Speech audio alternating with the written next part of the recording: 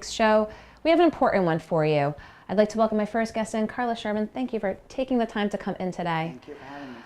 Karla started Jayce the Healer Foundation after her son passed away to raise awareness to prevent childhood drowning. Now, there was an incident this week, a 3-year-old in Woonsocket, Jasper, passed away after getting into the pool of a neighbor. And you've been a strong advocate with the foundation, letting folks know both how to make pools safer and how to keep kids safer. So let's talk a little bit. I mean, every time you hear of something and people call you and say, you know, what can we do? You've got the foundation. You try to let folks know, and you had that on Facebook about what needs to be done. Let's talk with pools.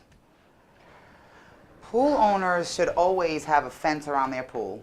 The gate should always be self-latching, so if you were to open it and forget to close it, it would close by itself. You can't have it ever to be accessible. A little closer to me over here. You can't ever have it to be accessible to children. Even if you don't have children of yourself, because there's, like, for example, what happened the other day. There's kids in the neighborhood who see a pool, they're enticed by it. This one in particular has a slide. They turned their back for 1 minute outside working on a car, and the little boy just took off. Another thing is, you know, we try to create awareness that when a child goes missing, especially one with autism, you want to make sure that you check the water first, always, the closest beach, the closest pool. Because when the first responders came, they immediately said, oh, well, he was, you know, look in the house. Maybe he snuck off and went into the house. So they looked everywhere in the house. They couldn't find him, and the whole time he was in the pool next door. But it's not on somebody's mind all the time. Drowning is not like a thing that happens all the time here, that's for one. And for two, even all of us that think we're great parents, we feed our kids organic food, you know, we make them wear a helmet, they keep their car seats on, but you don't think of that, and it just happens just like that so fast. And it's, as you said, water's enticing to kids, and a slide is enticing to kids. And as you said, it's so important if you're a pool owner that if you don't have kids, if there's, you know, whether there's kids in the neighborhood or not, there's going to be some instance where a child is likely going to be around the pool. Absolutely. And so let's talk a little bit about the foundation. You were just in Florida this week with other families looking to raise awareness around this. Again, I mean, can you get this message out enough? No, we can't get it out enough. We all work collectively. I'm part of a group that's called Families United. And we are a collective group of families that are from all over the country that all have been affected by a drowning. Most of them have lost their children.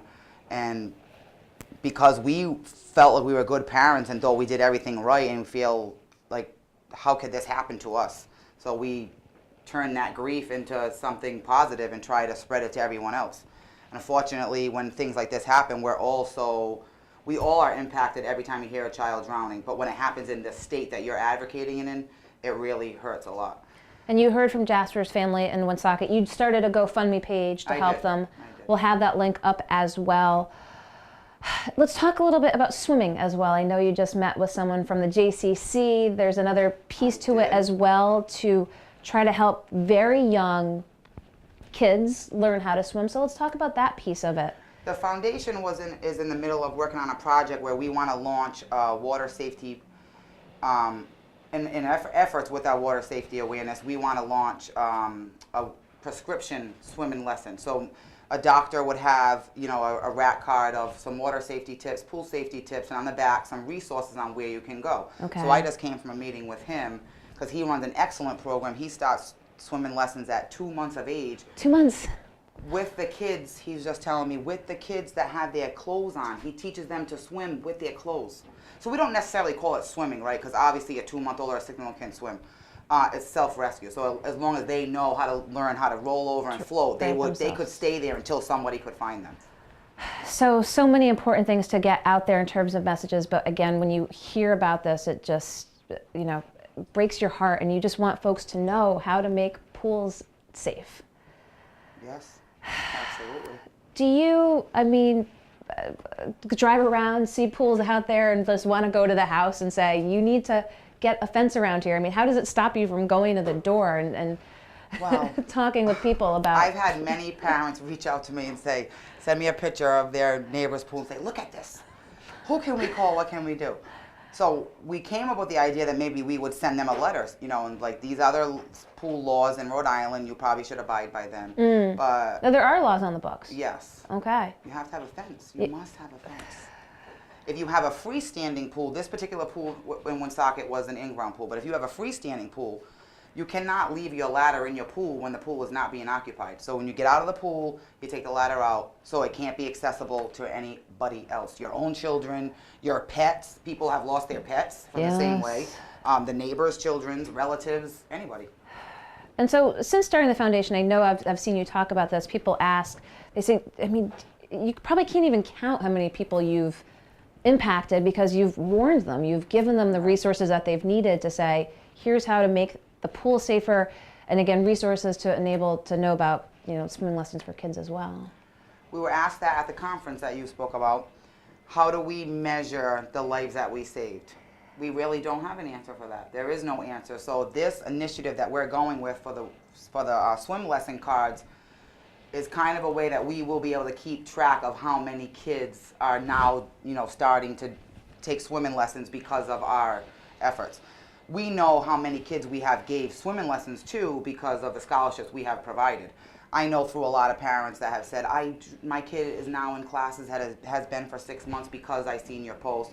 So I mean, we are getting out there, but we're such a small state and we're the ocean state. So when I hear about a drowning like that, I kind of initially I felt so devastated. I said, we failed, that should never happen. We're so small that the awareness should have been out to everybody. But we're not going to feel defeated. We're going to keep on going and use this as, you know, another story to keep making more awareness and making people really get on a move to protecting their pools and putting their kids in swimming lessons. Because it's year round. I mean, we know that pools in the summertime have the water in them, but throughout the year they can have the tarp on top of them that can collect the water. I mean, it's not just a summertime thing. This is a year round how you approach pool safety. Right. This particular incident, there was a pool cover, or what seemed to be a tarp, not even a cover, and he actually drowned in the water that accumulated from the rain and from the snow melting on the tarp.